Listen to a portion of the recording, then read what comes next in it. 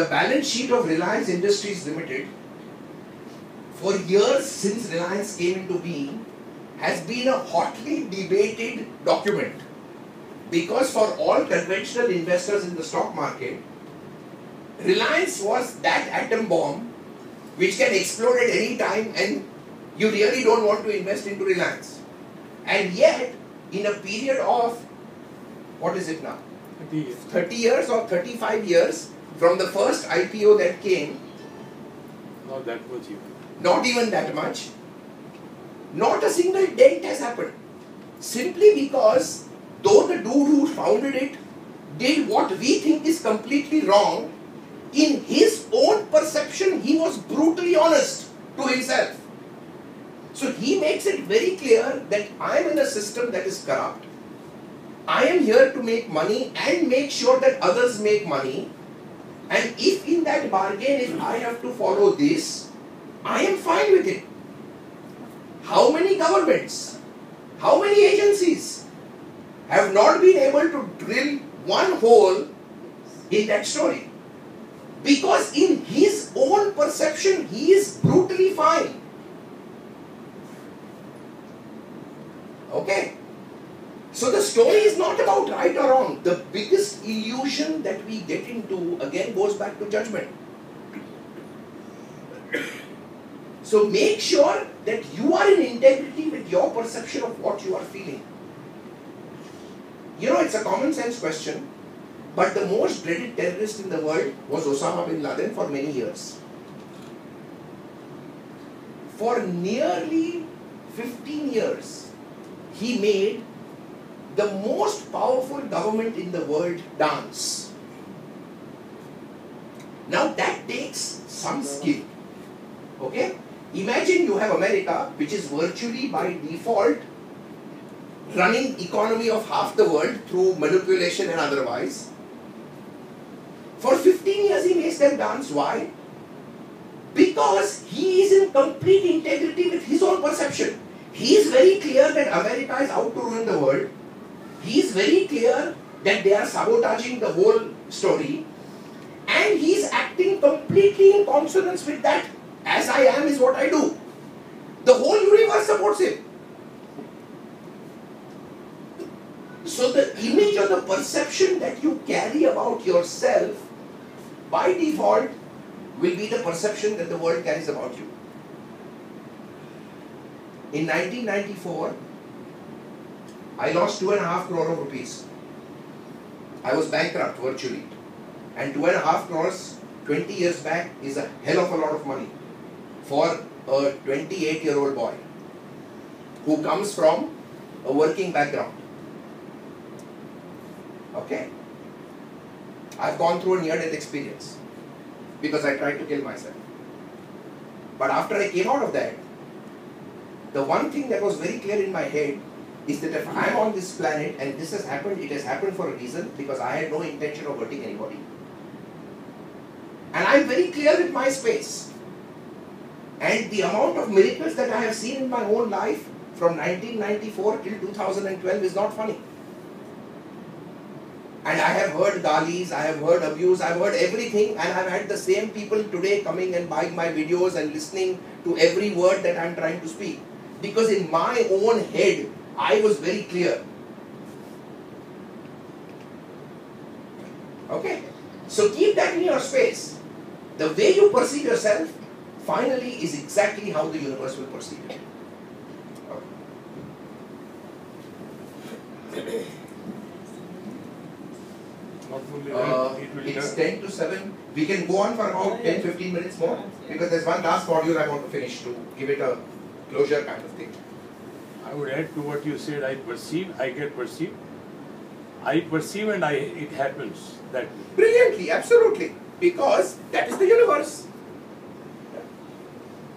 You know, the strange aspect of human creation, we were all created by the divine to be able to see what we believed. And unfortunately, the model has backfired because we only believe what we see. So we are completely operating from the ulta side of the story.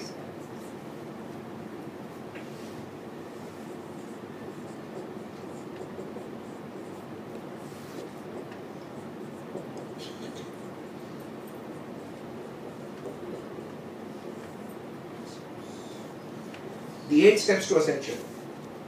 It's the last part of the talk.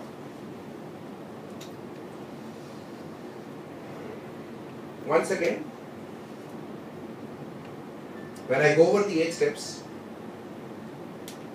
you will realize that in some area of your life, you are already operating at number 7. And in another area of your life, you are at number 2. Because you are a multi-dimensional being. You are not existing only in one reality at one time. And for ascension to happen, you will have to learn to master the integration of all your realities. Okay? So it is not only Krishna who could create 16,308 impressions of himself to flirt with 16,308 women. Okay? Each one of us, with every thought and with every feeling, is doing it, though you are not aware of it.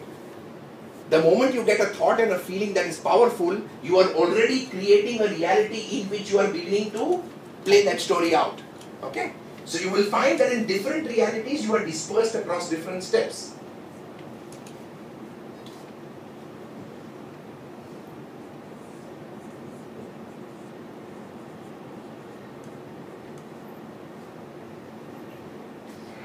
So the first step is awareness. Awareness means what? Just the simple thought that there is something more to life than this body. Because this body is a scientific truth.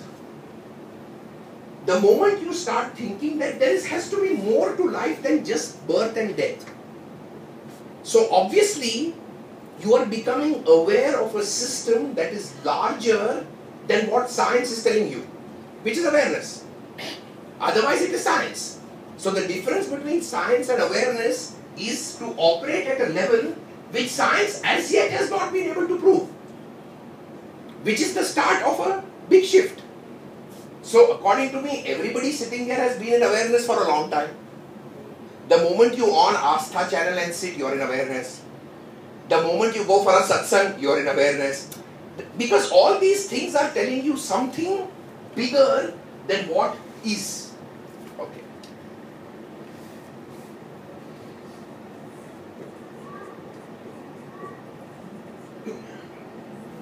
From awareness comes action. That means, it's very funny, but from that instant in your life where you become aware that there is something bigger happening here, from that moment, the universe conspires to give you information. Means you just have to change the way you think. Suddenly the next day, the newspaper Speaking Tree will carry an article. Or 2 days later, a friend of yours will come into your life and give you a book. Or some friend of yours in the email will send a link to some video. So the moment you become aware that there is something more, suddenly from the universe you start getting signals of action. And the best part is, these signals will continue till you act. Now the action can be reading a book. The action can be seeing that movie. The action can be doing a course. The action can be going for Vipassana. The action can be meditating. But you do some physical action with that awareness. Is the next step. And till you take that action, the signs will continue to come. But the universe is virtually on your case. Now, let's say you take some action. No matter what action you take, all actions will get you only to one conclusion, sooner or later, which is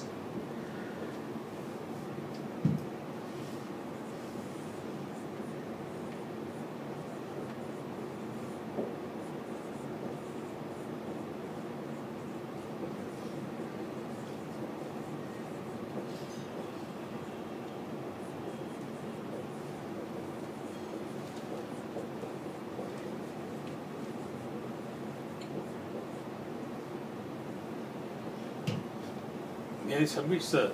When you are Yes. saying awareness to action, awareness of a kind which is beyond. People can hear us. Sorry, my submission is that you have explained awareness of a kind, birth, beyond birth and death, or beyond body.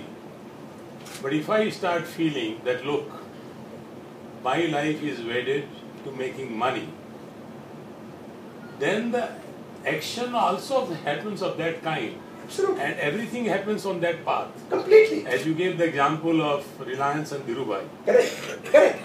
So, I am only trying to explain this in the paradigm of spirituality, but it is true in every area. Yeah, I'm talking of the paradigm as the person Yes. perceives. Yes, yes, completely. So, the moment you get into awareness, then action follows that particular story. Exactly, exactly. Okay. And finally, all actions bring you to one conclusion. And the conclusion is that both the light and the dark are your story. It's your responsibility. There is no blame game here. So when you take any action based on the light part of yourself, you attract consequences that are light. And when you take any action that's based on your darkness, you attract consequences that are dark.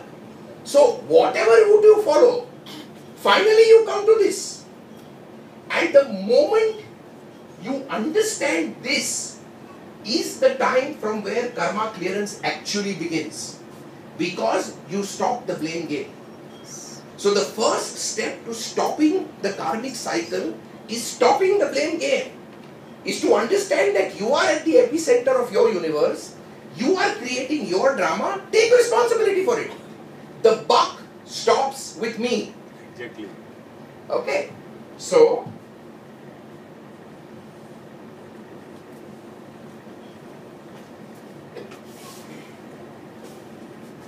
karma clearing. Now, traditionally, this was looked upon as moksha. So, if we went by conventional religious wisdom, when you came into life and if you could live a life where you just cleared all your karmas completely, you are done. Which is the age-old system of life and death. So the preparation for ascension actually starts beyond this. Because till you are in the karmic cycle, you are still in the same school. So if you are graduating now to a different school, that happens beyond karma clearing. But I think if you simultaneously mention ascension and descension also, Going into it. it also happens the same process. Absolutely. The process is the same. The other way around. Yeah. Now,